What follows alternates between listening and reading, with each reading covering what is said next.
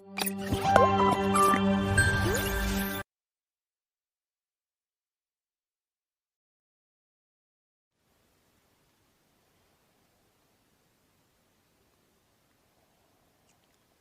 الله الرحمن الرحیم. سلام، امیدوارم حالتون خوب باشه و اوضاعتون رو به راه. بچه‌ها امروز در خدمتتون هستیم با موضوع محاسبات شیمی. میدونید برای بحث مسائل شیمی شما لازم هست 2 تا ابزار خیلی مهم رو در اختیار داشته باشید. یک، ایده داشته باشید من چطور یک مسئله رو حل کنم، چه فاکتورهایی لازم هستش تا من به داده و خواسته سوال راحت‌تر برسم، و قسمتی که امروز بررسی خواهیم کرد من چطور اعدادی که با این روابط به دست آوردم رو ساده کنم. من یه عقیده‌ای دارم، حالا قبل از شروع درس این داستان رو بگم. شما اگر این قسمت محاسبات رو، اگر این ضرب و تقسیم ها رو به خوبی یاد نگیرید و اگر وقت نگذارید برای اینکه ببینید چطور ساده تر ساده بکنید، قطعاً از ایده های شیمی هم ناامید خواهید شد، قطعاً از خوندن بیشتر و وقت گذاشتن بیشتر هم منصرف خواهید شد. بنابراین من توصیه میکنم قبل از شروع دیدن مسائل شیمی و یاد گرفتن مهارتایی که اونجا نیاز دارید، حتما چند دقیقه با من همراه باشید، این مهارت‌ها رو با هم دیگه کار بکنیم. اینا رو که اوکی شدیم میتونیم تا دلتون بخواد تست بزنیم و راحت تست بزنیم، نه اینکه با 1000 تا درد و خونریزی و سلام و صلوات یک سوال رو به پایان ببریم. با من همراه باشید با بحث محاسبات شیمی. ما در محاسبات شیمی 2 تا قسمت اساسی داریم، یکی محاسبات دقیقمون هستش و یکی هم بحث تقریب زدنه. شاید جالب باشه بدونید ما بیشتر کارمون اتفاقا محاسبات دقیقه است. یعنی شاید تا الان خونده باشید که شما باید در محاسبات تقریب بزنید، نباید تا آخر محاسبات رو برید و اینجور داستانا. اما من میخوام به 2 دلیل تاکید بکنم که شما محاسبات دقیقتون اتفاقا مهمتره. یک، محاسبات دقیق در خیلی از موارد خواهید دید اتفاقا ساده تر از تقریب زدنه، قاعده مندتره و براتون دردسر ایجاد نمیکنه. در حین انجام عملیات ها دیگه شک و تردید به خودتون راه نمیدید من دارم درست میرم، نکنه تقریبا تهش در نیاد. 2، وابسته به گزینه نیست، هر چی میخوای بده. اوکی، هر چی میخواد بده ترا شما تهش گزینه دقیقتون رو میتونید به دست بیارید، هر چقدر میخواد گزینه ها نزدیک به هم باشه یا ناجور چیده شده باشه. بحث خودمون رو با یه دید کلی آغاز بکنیم. ما ابتدا در ارتباط با عدد شناسی با هم صحبت خواهیم کرد. یه کوچولو اینجا حفظیات داریم، خیلی حوصله‌تون سر نره. نه این حفظیات که بهتون میگم اینجوری نیست مثلا یک لیست بلند بالایی باشه مثلا یونهای چند اتمی، اینجور داستانی نیستش. یک سری اعداد هستن که بارها و بارها در مسائل خواهید دید. به این صورت نیست یک بار اینجا ببینید بگم حتما اینجا باید حفظ کنید و دیگه جای دیگه پیدا نخواهید کرد. نه، در مسائل هم فرصت دارید روی اینها وقت بگذارید. چند تا جرم اصلی و اساسی رو الان ازتون میخوام در همین چند دقیقه که ویدیو رو میبینید، اما بعد از کلاس حتما اسلاید مربوط به این تیکر رو مطالعه بکنید. بخش بسیار مهمیه برام. قسمت تقسیم رو خواهیم گفت. این 2 تا بزرگوار رو ما یاد بگیریم، یک چیز حدود 60% محاسبات شما بسته شده. یعنی این 2 تا اصل داستانه، یکی بحث عدد شناسی و تبدیل ها که خواهم گفت و تقسیم. بعد از اون سراغ ضرب های سریعمون خواهیم رفت، یکان بازی حرفه‌ای گرما شیمی رو با هم خواهیم دید و قسمت تقریبمون x مثبت و y منفی هست، یادآوری کوچولی از درس حد خواهیم داشت با هم، و قسمت یک کم شک برانگیز ماجراست خواهید دید. خب در ارتباط با عدد شناسی بچه‌ها ببینید، ما در محاسبات شیمی باید یک سری از اعداد رو کاملا هم خودشون رو حفظ باشیم و از اون مهمتر عواملی که اینها رو تشکیل دادن بلد باشیم. مثلا بلد باشی 4 برابر 2 به توان 2 از 2 تا عامل 2 تشکیل شده، این راحتشه. بلد باشی جرم مولی 3 و 2 44 اول. دوما این جرم مولی 44 از 4 و 11 تشکیل شده. با هم خواهیم دید یک لیست نسبتاً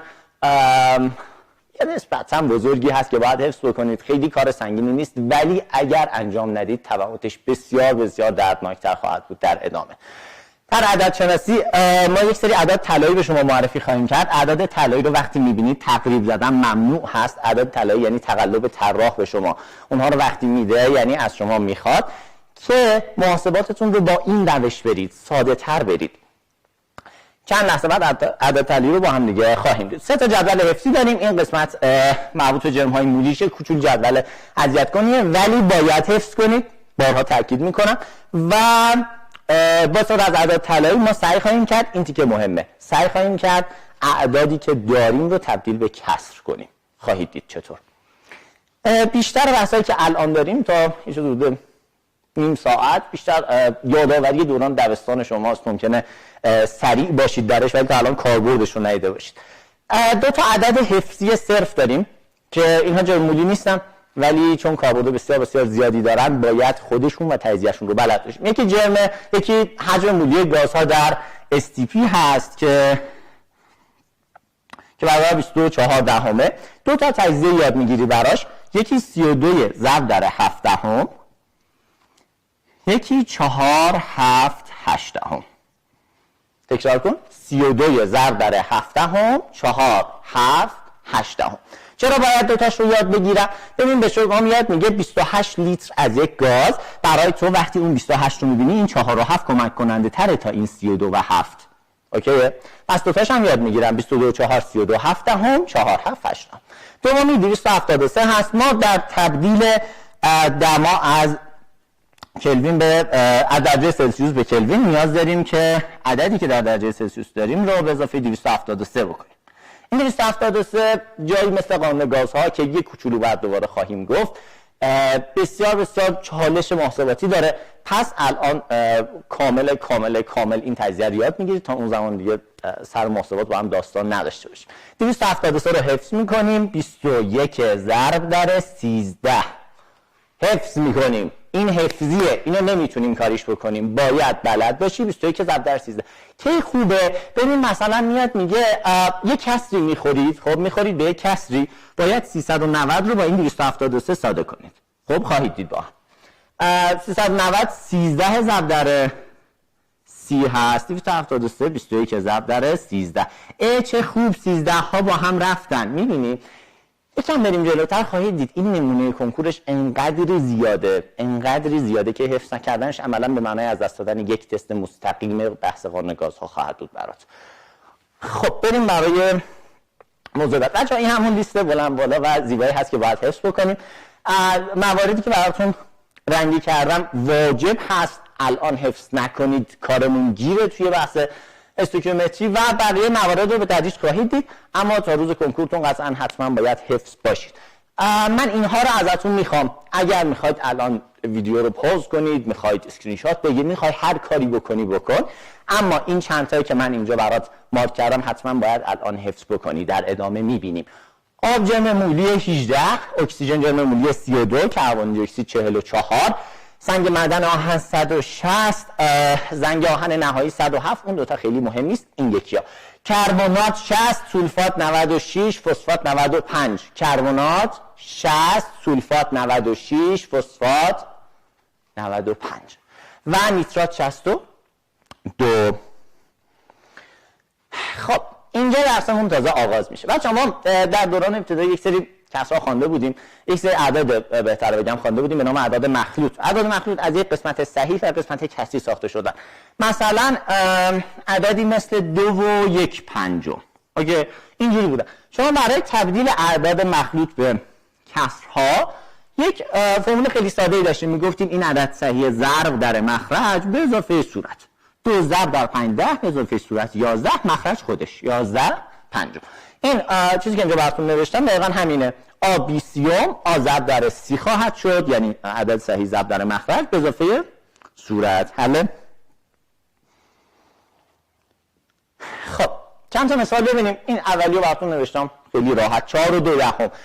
4 و 2 دهم خب وقتی قابل ساده کردنه ساده کن، 2 و 10 هر دو به 2 قابل تقسیم میشه، 4 و 1/5. حالا بیا اون فرمولتو بزن، ضرب در مخرج به اضافه صورت میشه 21/5.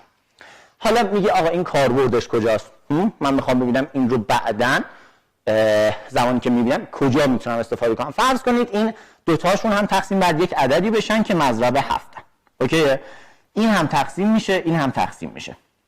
به تدریج خواهید دید تقسیم کردن کدوم یکی براتون راحت تر خواهد بود و این دردسرهایی که رو محاسبات دارید تقصیر کدوم اعداد شما هستش. بیاین اینجا 8 و 25 صدم رو با هم کار میکنیم. 8 و 25 صدم ساده میتونی بکنی بکن. 25 با 100 میتونه بره، هر دو تقسیم بر 25 میشه 8 و 1/4. 8 و 1/4 ضرب در مخرج به اضافه صورت 32 با 1 33/4. حالا این کجا به دردت میخوره؟ این رو باید تقسیم بر 11 کنی. نگاه کن، اینو باید تقسیم بر 11 کنی، یه عددی در میاد، احتمالاً تا انتهای زمان کنکور درگیر خواهی بود که این چنده و این رو باید تقسیم بر 11 کنی. کدوم راحته؟ 2.45 چیکار کنم؟ 2.45 ساده میتونی بکنی، بکن. تقسیم بر 5 میکنم، میشه 2.9 درسته. چیکار کنم؟ ساده تر میشه نمیشه. ضرب در مخرج به اضافه صورت. 2 ضرب در 20 40 49 20. قبوله؟ خب بچه‌ها یه لیست حفظی طور دیگه داریم که باید حواستون بهش باشه. علاوه بر جرم مولی ها که کار سنگینتون هست، اینها رو هم باید بلد باشید. خواهید دید در سوالات کنکور کم نیامده و در آزمون‌های آزمایشیتون فوق‌العاده پرتکرار هست و اساس طراحی یک سواله. چند لحظه به من فرصت بدید خواهیم رسید. بچه‌ها اول این حرف رو نگاه کنیم. 25 صدم همان 1/4. من توی کسری توی عددی 25 صدم دیدم، به جاش 1/4 خواهم نوشت. نیم همون 1/2. توی مدرسه 19 و نیم میگرفتی، یعنی 19 تا 20 رو تقسیم بر 2 میکردن، اون نمره رو به تو میدادن. نیم 1/2. 75 صدم 3/4. یک بار بگیم 25 صدم 1/4 نیم 1/2 و 75 صدم 3/4. این راحت. اما این چی که اتفاقا کنکور پسندتر هم هست، شاید کمتر شنیده باشید. 125,000 دیدم 1/8. 125,000 1/8. چجوری آدم نگه دارم؟ 25 صدم که 1/4 بود و تقسیم بر 2 کردن. 1/4 تقسیم بر 2 شده 1/8. 25 صدم تقسیم بر 2 شده 125,000. 125,000 1/8. 375,000 3/8. 625,000 5/8. 875,000 7/8. سخته. 125,000 1/8. 175,000 3/8. 625,000 5/8. 875,000 5/8. ما تا الان یک کار جالبی انجام دادیم. نگاه کنید، ما 1/8 رو حفظ کردیم. اوکی، از این طرف هم 2/8 رو حفظ کردیم. 1/4 همون 2/8 دیگه، درسته؟ 3/8 رو حفظ کردیم 375,000. 4/8 هم که همون نیمه حفظ کردیم. 4/8 هم که همون 1/2 حفظ کردیم نیم. 5/8 که 625,000 و بعد 6/8 که 3/4 حفظ کردیم 75 صدم، بعد 7/8 رو. این که چرا اینجوری 8 داریم میریم جلو رو یک کوچولو صبر کنید بهتون خواهم گفت. یک کم دلیل ریاضیاتی داره، ولی تا حد امکان، تا حدی که به شیمی مربوطه بهتون میگم که چرا این اتفاق باید بیفته. یک بار رو هم مرور میکنیم. 125,000 1/8. 375,000 3/8. 625,000 5/8. 875,000 7/8 هستش. اینها رو بلد نباشید کارمون زاره. حفظ میکنید بعد میریم بعد. چند تا عدد دیگه داریم که دقیق نیستن. واقعیت شما 125,000 رو خیلی دقیق میتونید بنویسین که مساوی 1/8. خب هیچ رفتاری هم نداره، کاملا عالیه. ولی اینا با ولی تقریب‌های دوست داشتنی هستن. بچه‌ها شما میگن 33% جوانان جامعه بیکارن. 33% جوانان جامعه، یعنی من از هر 100 نفر 33 تا بیکار. درسته؟ یعنی از هر 3 نفر تقریبا 1 نفر بیکاره. این نسبت رو شما ساده کردی رسیدی. به شما دادن 33، غلط دادن ها. 33 بوده میبینیم. به شما دادن 33 مینویسی 1/3. دادن 66 مینویسی 2/3. این دوتا مهمه. 33 1/3، 66 2/3. نگاه کن. 33 من اینجا یه حالتشو کشیدم. به شما گفتش 33 صدم میگه 1/3. 333,000 باز میگه 1/3. 3,333 10,000 باز میگه 1/3. حل. 66 666 و 667. این کنکور ثابت کرده به این عدد علاوه داره. توی کنکور سال 99 هم نگاه کنید یک سوال اسید باز داریم. اولش اینه، میگه 67% جرمی یک محلول. 67% و 2/3 میگیری، کار تمام میشه. یعنی دیگه درگیره این که من 67 رو چجوری ضرب در جرم محلول کنم نمیشی. 66 67 و 666 و 667 2/3. 33 333 1/3. حل. اینها تقریبا. حالا من این آخر یه بحث جنجالی رو نوشتم. میخوام فکر کنی چرا این رو نوشته. نوشتم x تکرار شد، این به معنای x نهمه. بچه‌ها واقعیتش ما اینجا برای شما خلاصه کردیم 33 قیافه اصلیش این بوده. ما اینجا برای نوشتیم 3 نهم. بعد برای شما اومدم من سادهش کردم، گفتم آقا 3 یعنی 1 سوم. 6 قیافه اصلی 6 نهم بوده، یعنی اون عددی که داره، اون رقمی که داره تکرار میشه تقسیم بر 9 بوده. بعد من اومدم برای شما با 3 سادهش کردم، گفتم 2 سوم. الان به من بگه 5 بزنین اینجا بنویسم 5 این چی میشه؟ حالا مثلا ممیزش هم اینجا بذارم چند میشه؟ درود بر شما 5 نهم. کلا رقمی داره تکرار میشه برای اینکه شما یک تقریب دقیق ازش بگیرید. x نهم x نهم 4 نهم 3 نهم یا همان 1 سوم. حله. این اعداد رو لطفاً حفظ کنید، بعد ادامه بدید اسلاید ها رو. 125000 1 هشتم، 375000 3 هشتم، 625000 5 هشتم، 875000 7 هشتم و این راحت ها 33 66 67 و x. حله. ببینیم اینا چجوری میتونه سوال بشه. بچه‌ها یه چند تا تمرین زودتون سریع حل کنیم از این تیکه. من دارم 125 میبینم، به من گفته بود عدد طلایی همین 125 رو دیدی تقریب نزن، از معادل استفاده کن. 125000 چند بود؟ 1 هشتم 23 و 1 هشتم. این 3.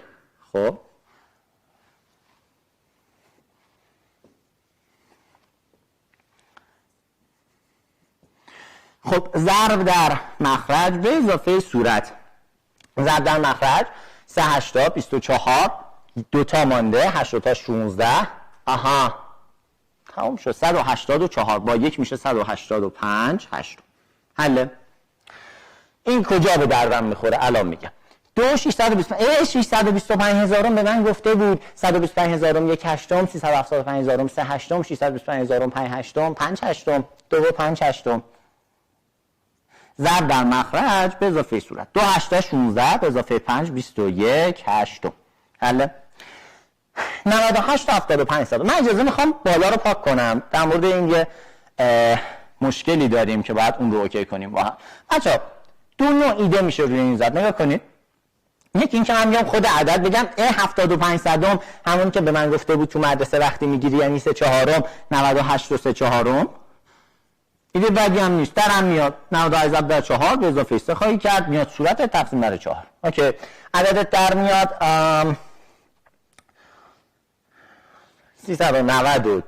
395 4. اوکی 395 4. یه راه دیگه‌ش هم اینه، اونهایی که یه کوچولو دقت دارن این رو میبینن. میگه آقا من درسته 75 صدم دارم، اما من دقت کردم دیدم من 875 هم دارم. میگم خب چه جوری میخوای از این استفاده کنی؟ میگه من 875 رو ایجاد کن. 9 نگاه کن، 9 875,000 میخواد ایجاد کنه، داره ممیز رو میاره عقب، تو ممیز رو بده جلو، میشه 9 875,000 ممیز رو بده جلو یعنی ضرب در 10. ممیز رو میارم عقب یعنی ضرب در 1 دهم تقسیم بر 10. چیکار کنم؟ میشه 9 875,000 به من گفته بود یعنی 7 هشتم. 9 و 7 هشتم ضرب در 10 خواهد شد. عدد شما دقیقاً برابر با همین در خواهد اومد، منتها شکل دیگری از این بالایی در میاد. نگاه کنید. 9 8 72 اضافه 7 79. 79 داره ضرب در 10 میشه 790 بر مخرجم که گفتم تغییر نمیکنه 8. درسته. الان آخه افهمی این دوتا با هم برابر نیستن. 395 4 798 اینا فرق ندارن به خدا. این دو برابر شده یعنی صورت و مخرج این رو ضرب در 2 کنید به پایینی میرسید. خب خیلی صریح و راحت. پس فرقی با هم. حالا کدومو برم؟ خب حالا که میشه هر دوتا رو زد، میشه هر دوتا رو پیدا کرد، کدوم رو برم بهتره؟ من توصیهم اینه با این روش پایینی برید. خب هر چقدر اون عدد طلاییتون با کلاس تر باشه بعداً میبینید خیلی توی محاسباتتون ساده تر پیش خواهد رفت. پس من اگر هم از اون عدد طلایی که راحت بودم 25 صدم 75 صدم نیم پیدا کردم، هم از این ور 125,000 و دوستاشو پیدا کردم، تمایلم به اینه که برم به سمت 125,000 و دوستاش. بیان اینجا. خب الان داریم کم کم به کاربردهای این داستان پی میبریم. فرض کنید به شما میگه 3.25 گرم از یک ماده‌ای که جرم مولش 39 در وهله اول اینا رو بهتون میگم الان فقط دارم محاسباتش رو میگم. در وهله اول شما باید جرم رو بر جرم مولی تقسیم کنی. این رو تقسیم کردن یعنی 3.25 رو بر 39 تقسیم کردن سخته. چیکار میکنم؟ عدد طلایی رو پیدا کردم 25 3 و 1/4 تقسیم بر 39 ضرب در مخرج به اضافه صورت 13/4 بر 39 با هم میزنیم پایین میاد 3 میشه 1/12. این قشنگتر بود یا تقسیم خود این 825,000 بر 65. این سوال کنکور هست. 825,000 گرم روی هم جرم مولی 65 125,000 دوست ما اومد 8 و 1/8 تقسیم بر 65 هم پایین مساوی ضرب در مخرج به اضافه صورت 8 8 64 با 1/65 8 تقسیم بر 65 با هم خط میخورن میشه 1/8. حالا اون بنده خدایی که این روش ها رو نمیدونست چه گناهی کرده باید اینو حساب کنه؟ بریم برای بعدی. خب این هم به عنوان آخرین مثال این تیکه 125,000 رو میگیرم 1/8 میشه 3 و نگاه کن 3 و 1/8 بر روی 75. یکی میاد میگه آقا من 75 دیدم بذار ببرم به اعداد طلایی برسونم بکنم 75 صدم 2 تا ممیز بزنم 2 تا ممیز برگردونم یعنی بنویسم اینجوری بنویسم 75 صدم ضرب در 100. میگم کارت درسته اوکیه میتونیم این کارم انجام بدیم اصلا مسئله نیست. من عشقم میکشه اینجوری برم جوابمونم کاملا یکسان در میاد تهش 3 8 24 با 1 میشه 25 هشتم بر 75 با هم خط میخورم 25 75 شما میدونی 75 3 برابر 25 این میشه 3 میشه 1 24. حالا بنده خدا چه گناهی کرده باید 3,125,000 رو تقسیم بر 75 کنه؟ بعد تازه تباهی کار اینه ما در دبستان خوندیم شما اگر میخواید اینهایی که اعشار دارن رو تقسیم کنی بعد اعشار اول از بین ببری بعد برگردونی بعد اون وقت میشه 3,125 دیگه خودتون میدونید چه مصائبی داره. خب 2 و 33 33 333 34 چند بگیرم 1/3 2 1/3 تقسیم بر 35 2 3 تا 6 به اضافه 1 7 7/3 بر 35 میاد 1/15. خب این دو تا با هم خط میخورم میشه 5 این 3 ها آره 1,375,000 اینو دیدم 375 از رفیقای 125 1/3 تقسیم بر 44 ضرب در مخرج به اضافه صورت 11/8 بر 44 مساویه 11 با 44 هم بره پایین 4 میاد 1/32. حله خب این مثالی است که خیلی توش ما گیر افتادن داریم به خاطر همون من در صفحه جدا آوردم. زمانی که شما تصمیم میگیرید عدد طلایی ظاهر کنید زمانی که تصمیم میگیرید عدد طلایی که ندارید رو ظاهر کنید مجبور هستین یه ضرب در 10 تقسیم بر 10 انجام بدید. در جریان این ضرب در 10 تقسیم بر 10 ها احتمال اینکه خطا بکنید زیاده. یه نمونه از این خطاها رو ببینیم 6,166 23 125,000 من 66 میبینم چیکار کنم 66 666 667 67 گفتیم همه اینا رو 2/3 خواهیم گرفت میشه 6 بذارید من اینو پاک کنم میگیم خب ما 66 رو میخواستیم 166 نمیخواستیم چیکار کنم آفرین ضرب در 10 میکنم این اعشار شما بره جلو خودم برش میگردونم یه تقسیم بر 10 میزنم خودم برش میگردونم نمیذارم بمونه نگاه کن میشه 61 و 66 ضرب در 1/10 مشکلی که نیست 61 و 66 رو گفته بود 61 و 66 2/3 ضرب در 1/10 نگاه کن 1/10 اینجوری می‌نویسم. مشکل ماجرای ما با دوستان این تیک است خب یعنی اینجا ما دوچار خطای اصلی میشیم. من اول روش اشتباه رو میگم خب اشتباه رو میگم که آویزه گوشتون بشه. میاد دوست ما این کار انجام میده میگه این عبارت برابره 61 نگاه کن چه حرکت ناشایستی میزنه این دوتا رو با هم ضرب میکنه میشه 61 و 2/30. خب آخه بهمن این نگاه کن این عدد 61.2 کلش بعد ضرب در 1/10 میشد. تو اومدی فقط 2/3 رو ضرب در 1/10 کردی. این عدد رو عملاً یک چیزی حدود 10 برابر کوچیک کردی. نگاه کنیم اینجا رو. روش درست پس چیه؟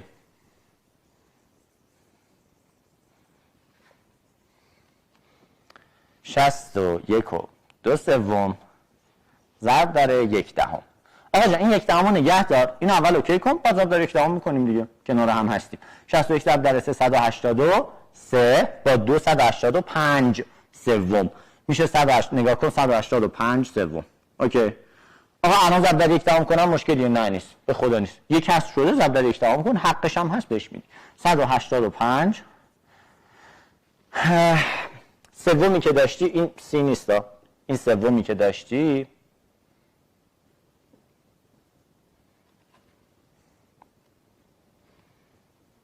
خب این سومی که داشتی در واقع کسر اصلی تو ساخت. اینو الان ضرب در 1/10 میکنم میشه چند؟ 30. درسته؟ این پایین هم که حساب کرده بودیم 23 و 125 هزارم همون 23 و 1/8. عددی که من دارم بذارید منظم بنویسم 23 و 1/8 ضرب میکنم، ضرب در مخرج چند میشه؟ 184 با اون 1 185 تقسیم بر 8. اینم 185 تقسیم بر 8. درسته؟ چه خوب اینا با هم رفتن. 185 با هم رفتن. 185 جزء اعداد پرتکرار نظام قدیم بود، الان خیلی کارش نداریم، خیلی هم به پر و پالش نمیپیچیم. 8/30 الان به شما من این رو میگم 8/30 عددش چنده؟ شما خوندین 8/30 عددش چنده؟ اول جدا میکنم، نگاه کنید، اول جدا میکنم، به من سوم ها رو گفته بودی، 1/3 2/3 گفتی، 8/3 نگفتی، جدا کن میشه 8. نگاه کن 8/3 ضرب در 1/10. اوکی. 8/3 میشه چند؟ میگه 8/3 یعنی 8 خودش از 6 به اضافه 2 تشکیل شده، 6 خودش 2 تا 3. نگاه کن 2 به اضافه 2/3 ضرب در 1/10. درسته؟ اینجوری. این میاد چند؟ 2 و 2/3. آفرین. من تا الان میگفتم 2/6 اون میشه 2 و 2/3. الان 2 و 2/3 دارم برمیگردم میشه 2/66 2/67. هر کدوم بنویسی احتمالاً جوابت خواهد اومد. 2/67 ضرب در 1/10. تمام.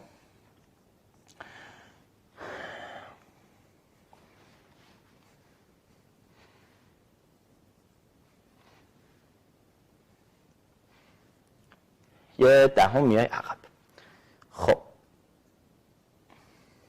خب من براتون چند نمونه کنکوری رو خیلی بوده ها، منتها مراتب چند تا رو آوردم در حد اینکه ببینید، در ادامه هم دارید من اشاره خواهم داد بهتون. میگه در هر کیلوگرم آب دریا فلان فلان فلان، این قسمت رو من مقام از شما، من فعلا درس ندادم، من از شما اینو میخوام. 7.625 هزارم گرم یون هیدروژن کربنات. بچه‌ها نمیدونم در جریان هستید یا نه، ما باید در استوکیومتری اول بریم دنبال تعداد مول ها.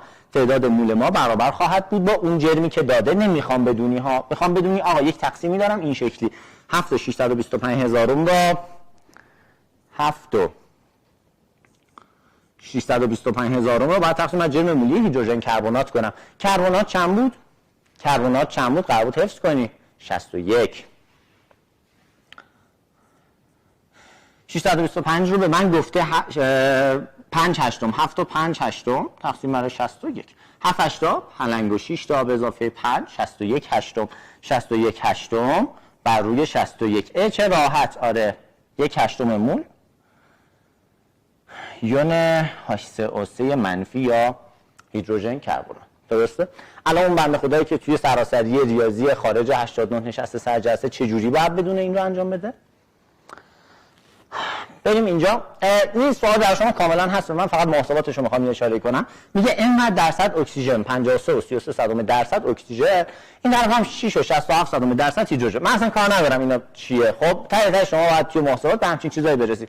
53 تقسیم بر 16 باید بکنید. این که چرا کار ندارم برای شما هم این نوع مسائل حذف هست، کاری هم باهاش نخواهیم داشت. اما این همچین محاسباتی باید حل بکنید. اون طرف هم 6 و 67 رو باید تقسیم بر 1 کنید. خب حالا این خیلی داستان نیست.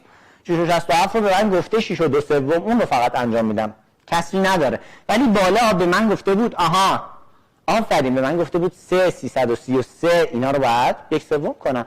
الان دو تا راه حل داری، 33 یا 333. آفرین، به تو گفتم هر چقدر میتونی خوشگل‌تر و با کلاستر پیش برو، هر چقدر تونستی عدد طلاییت رو بزرگتر انتخاب کن. الان 333 بهتر. 5 ممیز نگاه کن، 5 ممیز 333 بر روی 16. مشکلیه؟ نه. چرا مشکلیه؟ تو تقسیم بر 10 کردی، 5 و 33 صدم نبود که 53 خورده بود، پس ضرب در 10.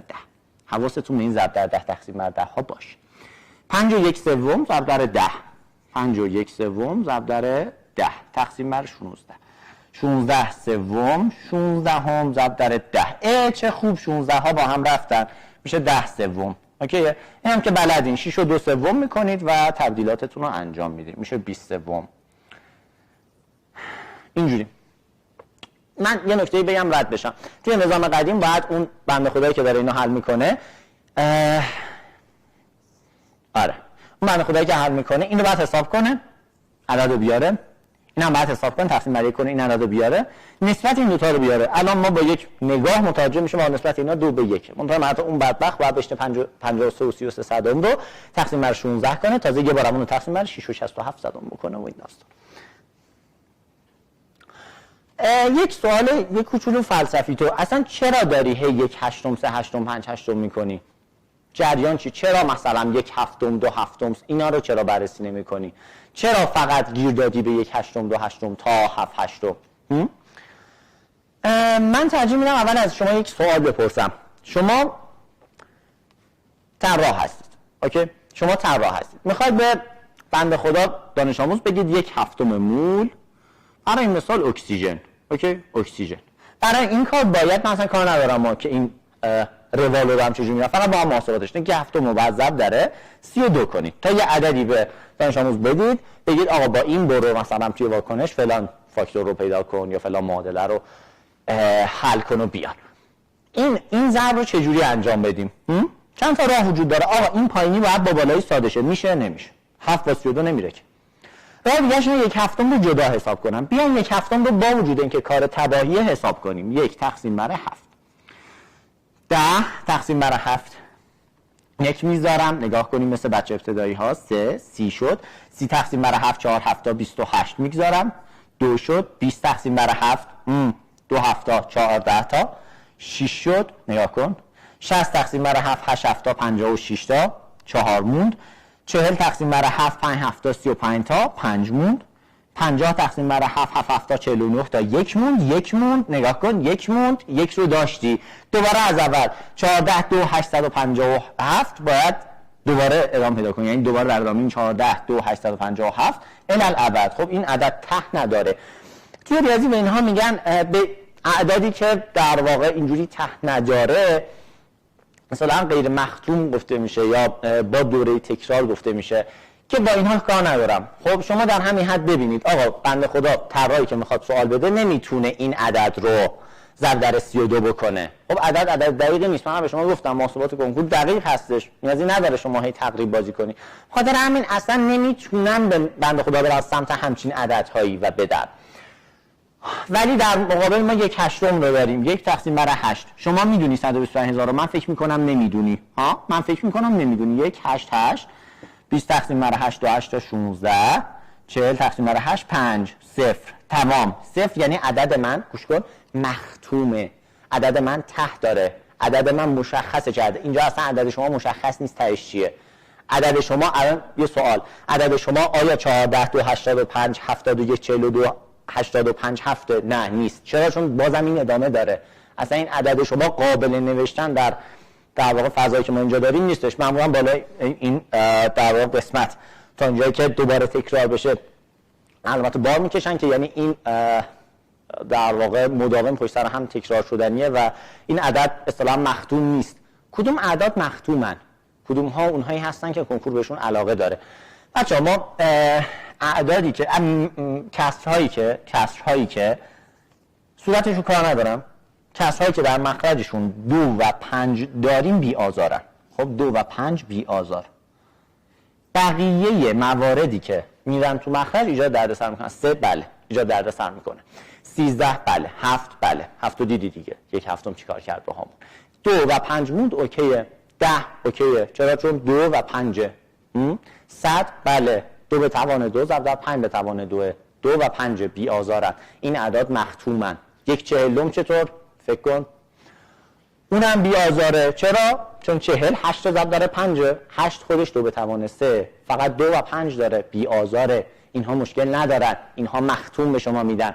در غیر این صورت هر چیزی که بیاد قاطی داستان بشه عدد شما رو غیر مختوم میکنه، به این مصیبتی که دیدین دوچار میکنه و طراح نمیتونه اصلا سوال بده. حله؟ بریم برای ادامه. خب ما تا الان نگاه کنیم، من یه بار مثال ها رو دوره میکنم. نگاه کنید ما تا به الان بهتون کسر دادیم دیگه، درسته؟ مثلا گفتیم آقا این در واقع این عدد رو میدونیم که باید با این پایینی ساده بشه. خب کارتون راحت بود دیگه. تو کسر اینجوری نیست که تو کسر 3 تا عدد بالاست، 2 تا 3 تا عدد پایینه. باید تشخیص بدیم کدوم رو با کدوم بزنم تهش عدد مناسب و جور در بیاد. نگاه کنید اینجا رو. الان من میخوام به شما روش تشخیص بگم. تا الان نگفته بودم، تا الان توی قنداق نگه داشتم، ولی الان میخوام بگم. شما اولویتتون همیشه خواهد بود که مخرج را از بین ببرید. در مخرج عامل 2 و 5 بی آزار، بی دردسر، بقیه باید به نحوی حذف شوند و اتفاقا در 99% مواقع بقیه به نحوی حذف میشوند. حله؟ بقیه به نحوی حذف میشوند. من توی اسلاید اول یک موضوع رو نوشته بودم برای شما نخواندم، میخوام بگم. توی استو خواهیم دید با هم ما یک سری کسرها رو که داریم با هم ساده میکنیم، میبینید که همون جرمه که به ما داده مستقیم با جرم مولیش خیلی راحت ساده میشه. یه موضوع رو نوشته بودم تحت عنوان اعتقاد به حذف شدن. این رو باید داشته باشید تو ذهنتون. من عددی که دارم میبینم احتمال خیلی زیاد با مخرج خودش خواهد رفت، یا مخرجی که دارم احتمال خیلی زیاد با صورت خودش خواهد رفت. پس کار ما چی شد؟ از مخرج عوامل غیر 2 و 5 رو باید حذف کنیم. بریم ببینیم چیکار کنیم. گفتم دیگه، گفتم مخرج رو بپایین. عدد اول عدد فرد داخل مخرج مضرن و این عوامل رو باید از بین ببریم. مثلا این 3 تا عدد در صورت 3 تا عدد در مخرج، شما اگر پیدا کنید که عاملی در C دارید که در X وجود داره، باید این دو تا رو با هم بزنید برن. اگه پیدا کنید عاملی در Y دارید که در B وجود داره، باید این دو تا رو با هم بزنید برن.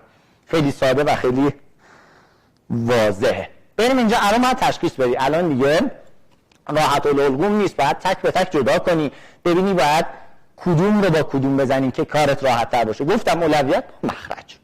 6 و 8 میشه 6 و نگاه کن، 6 و 8 ساده میشه. آره تقسیم بر 2 6 و 4 پنجم، 6 و 4 پنجم. حله. 2 و 25 صدم. آیا میتونم؟ بله 2 و 1 4 میشه. آره عدداشون رو به دست بیارم. میتونه بیاریم، میتونیم بذاریم اونور بیاریم. این بالایی هم تجزیه کنیم. 3 و 6 میشه 3 و 3 پنجم. 6 دیگه بزرگ شدین. 6 تقسیم بر 10، 2 تاش تقسیم بر 2 میکنم، بالا میشه 3، پایین 5. 6 و 3 و 3 پنجم. 6 و 375 375,000 6 و 3 هشتم. حله.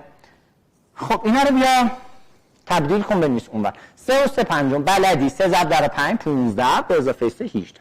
18 پنجم. ضرب 6 8 48 به اضافه 3 این 3 ها بچه. خب 48 با 3 51 8. قبوله؟ چه 5 شد؟ بذار 51 8. 6 و 4 پنجم چیکار کنم؟ 6 ضرب در 5 به اضافه صورت 30 به اضافه 4 34 مخرجش که میمونه 5. ضرب در 2 1 4 چیکار کنم؟ 2 ضرب در 4 8 با 1 9 4 9 4. حالا نگاه کن چقدر خوب. حالا نگاه کن 18 با 9 2 میندازه، درسته؟ 2 با 34 17 میندازه. اینجا دیگه نیاز به تمرین داره. بدونی که 51 3 برابر 17. 51 3 برابر میزنم با هم میشه. این مخرجا رو 5 5 8 با 4 میره، یه 2 میمونه، درسته؟ چیزی که در نهایت براتون همه با هم رفتن مسافرت، یه 3 از این بالا مانده برات، یه 2 از این پایین مونده. 3 دوم 1 و نیم دیگه. 3 دوم 1 و نیمه. مرسی. خب 2 6 دهم 2 375,000 چیکار کنم؟ اول مخرج 1 و 625,000 میشه 1 و 5 8. 9 و نیم میشه 9 و 1 دوم. 2 6 دهم میشه 2 و 3 پنجم. دیگه 6 دهم رو کار کردیم. 2 375,000 میشه 2 و 3 هشتم. بیا تو کسر، بیا تو کسر. 2 6 دهم میشه 2 و 3 پنجم. این 3 بازم تاکید میکنم 2 و 3 پنجم. 2 5 10 با 3 میشه 13 پنجم. 13 پنجم. ضرب در. 2 و اینم با 3 2 و 3 هشتم میشه 2 ضرب در 8 16 با 3 19 هشتم. 19 هشتم. این طرف 1 و 5 هشتم 13 هشتم. ضرب. 9 1 دوم 9 2 تا 18 با 1 19 دوم. 19 دوم. چه خوب. نگاه کن. 13 با 13 رفت. 19 با 19 رفت. 8 با 8 رفت و این 2 میاد بالا. خب دور به دور نزدیک به نزدیک دیگه 2 میاد تو صورت. این 5 هم میمونه تو مخرج. میشه 2 پنجم. میشه 4 دهم. خب این ضرب 2 تا کسر کنکوره. خب ضرب 2 تا سواله با هم و سوالات کنکوره. این جرم مولی HCl دقیقاً سوال یادم نیست اما سوال دقیقاً سوال کنکور هستش که محاسبات رو داره. بچه‌ها 9 دهم چیزی به من گفتن؟ نه نگفتن. 9 دهم بذار باشه. ضرب در 925,000 چی بهت گفتن؟ 9 و 1 هشتم. اجازه بدید من همینجا تبدیلش میکنم. 9 8 72 با 1 73 هشتم. 73 هشتم.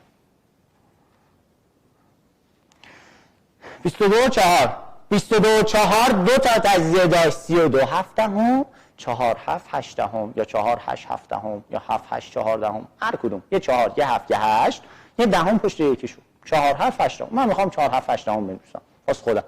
4 7 هشتم 4 7 هشتم. حل تقسیم بر 36 و نیم. آفرین 36 و نیم یا 36 و 1 دوم من خواندم. این رو تبدیل کنیم میاد 73 دوم. 73 دوم. ضرب در 2 و 8 دهم میشه 2 و 4 پنجم. 2 5 تا 10 با 4 میشه 14 پنجم. 14 پنجم. ساده کن بسم الله. 73 73 به به. 14 با کی بزنم؟ با اون 7 بزنم. بزن. چند میشه؟ 2 2. حل 8 دهم با 8ش میشه میشه 1 دهم. درسته. تهش برای تو چی مونده؟ این 2 هم که با اون 2 بالا میره. تهش برای شما یه 5 از مخرج مونده. این میاد تو صورتت ضرب میشه 5 دهم ضرب در 4 ضرب در 9 دهم. دیگه نمی‌نویسم. نه می‌نویسم. 5 دهم ضرب در 4 ضرب در 9 دهم. میشه 2 ضرب در 9 دهم میشه 1 و 8 دهم. درسته؟ گفتم این ضرب 2 تا کسر کنکور هست و معمول هست همچین چیزی براتون بیاد. خب آخرین بحثمون. من روش رو یاد دادم. انتظار دارم از این به بعد اعداد طلایی دیدی تقریب نزنی، ازشون برای ساده کردن اون عدد و تبدیلش به کسر استفاده کنی. اینکه آیا تو این روش میتونم موفق بشم، آیا این گره من رو باز میکنه، خیلی وابسته به سرعت توئه. چقدر میتونی سریع ضرب در مخرج به اضافه صورت کنی؟ فکر میکنم راحت تر از تقسیم کردن 2 تا عدد گنده به هم باشه. تمرین کنید. این روش قطعا بهتر از تقسیم معمولیاتون هستش. سرعت این روش در گروه اینه شما چقدر سریع عدد رو میکنی یک کسر. این جرم مولی پروتکتور هم که دیگه آسفالت شدم گفتم. جرم مولی های پروتکتور اون اسلایدی که گذاشته بودم کامل حفظ میکنید. حفظ نکنید حالتون از شیمی و مسائل کنکور به هم خواهد خورد. از الان بهتون قول میدم. بیا. خب یه مبحث خیلی جذاب و مهم داریم به نام تقسیم. شما در راهنمایی به نام تفکیک کسر خوندین. به این معنا میگه آقا شما میخوای A را تقسیم بر S کنی. خب من با این کار ندارم. سریع میریم سراغ مثال ها. A را تقسیم بر S کنی. میدانی A خودش برابر مجموع B و C. میای به جای A میذاری B به اضافه C، مخرجم که همون S ته. بعد اینجاش قشنگه. میای جدا جدا حساب میکنی. میگی یه بار B اسم، یه بار C اسم. B اسم C اسم. A تقسیم بر S تو میدانی. خب الان این میدانی ها رو خواهیم دید با هم. میدانی A برابر B منهای C. حل. اتفاقی که میفته میاد جا میذاری. حالا باید 2 تا رو از هم تفکیک کنی. B اسم منهای C اسم. B اسم منهای C اسم. جدا کن، تفکیک کن و محاسباتتو انجام بده. یه نکته اضافه کنم. میتونم بگم در 90% مواقعی که شما عدد طلایی ندارید این موضوع جوابتونه و خیلی راحت کارتون رو در میاره. یه کوچولو ریزه‌کاری داره با هم خواهیم دید ولی فوق‌العاده بی‌دردسره. 22,800 46. افغانی گفت پایین رو باید از بین ببرم. 46 23 ضرب در 2. درسته؟ باز اون 22 شد. بذارید من اینو اوکی کنم یه لحظه. 23 ضرب در 2. قبول؟ من باید کیو از بین ببرم؟ مخرج. آخه نه کل مخرج که نه، گفتی 2 5 بمونه. اوکی باشه 2 5 بمونه. 2 بمونه ولی 23 رو دیگه باید از بین ببرم. چیکار کنم تو روی سوال تو صورت سوالم 23 ایجاد بشه؟ یه بارم چیکار کنم تو صورت سوال 23 ایجاد بشه؟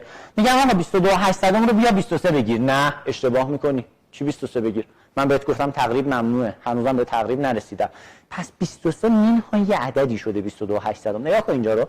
من میگم آقا این عدد من 23 میگیرم ولی 23 نبوده که منهای یه عددی شده 22,800. چند بوده؟ آفرین 23 منهای 22,800 میکنم میاد 92 صد. تقسیم بر 46. الان تاتی مونه. بذار من جدا بنویسم. 23 ضرب در 1/2. اوکی. چیکار کردی؟ هیچ. این 1/2 رو جدا کردم که خیلی حواستون رو فعلا پرت نکن. جدا میکنم. 23 23 1 92 23 400. 1 منهای 400. درست؟ نه کجاش درست؟ 1/2 داری. ضرب در 1/2. 1 منهای 400 96 صدم. این 96 صدم ضرب در 1/2 48 صدم. پس 22,800 تقسیم بر 46 با این تفکیک کسی که شما زدید میاد 48 صدم. یک کوچولو راه بیفتید همچین بحثایی رو باید کاملا ذهنی برید انشالله.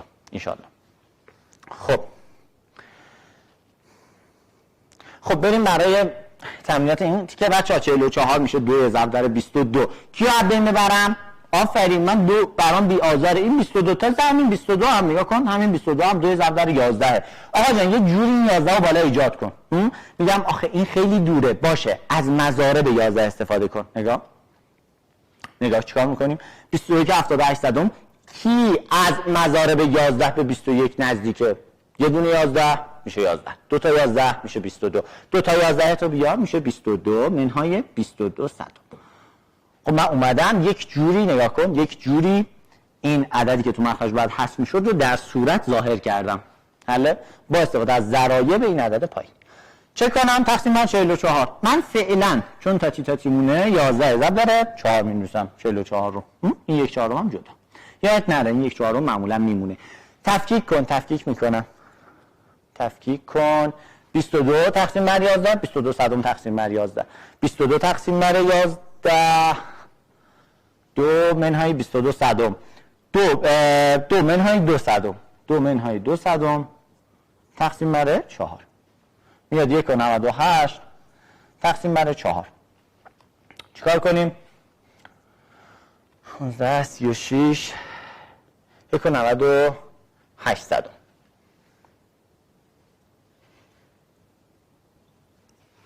دو منهای 2 صدم درسته 1.98 صدم تقسیم بر 4.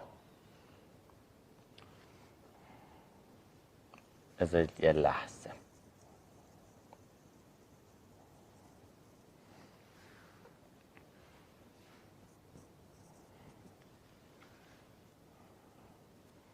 میام 22 تقسیم بر 11 میشه 2 منهای 22 صدم تقسیم بر 11 میشه 2 صدم ضرب در 1/4 خواهم کرد. 2 منهای 2 صدم میگم 2 منهای 2 صدم میاد 198 تقسیم بر 4 4 تا 16 38 تقسیم بر 4 درست 495,000. عددش هم یکم عجیبه چون خیلی نزدیک به 22 نگاه کن انگار نصف 44 رو گذاشتیم. 54 تقسیم بر 18 به عنوان آخرین تمرین این قسمت. 18 9 ضرب در 2 بعد از بین بره 9 چیکار کنم؟ از بالا 9 بکن. آخه شبیه 9 نیست. ببر تو مضارب 9 ببین کی نزدیکشه. 9 ضرب در 1 9 2 18 3 27 4 36 9 ضرب در 5 45 خوبه. میتونم بنویسم 45 به اضافه 54 هم چقدر از 45 گنده تره؟ 54 تقسیم بر 18 درسته؟ 45 تقسیم بر 18 دیگه الان باید حرفه‌ای باشی. آقا این 9 ضرب در 2 9 ضرب در 2 این 9 ضرب در 5 9 با 9 میره میشه 2.5 میشه 2.5 به اضافه 5 و 4 تقسیم بر 18 میشه 3 دهم 3 دهم 2 و 8 دهم. حل اینم از این دیگه. به عنوان آخرین توصیه و آخرین نکته میگم ما در بحث محاسبات دقیقمون دو تا تکنیک اصلی و مهم داریم. یک اعداد طلاییمون و دو قسمت تقسیم یا تفکیک در واقع تقسیم که در حالا راهنمایی و دبیرستان خوندید. حواستون باشه اولویت ما اعداد طلایی، پیدا نشد تقسیم. امیدوارم ان شاء الله همیشه شاد و موفق و سربلند باشید. فعلا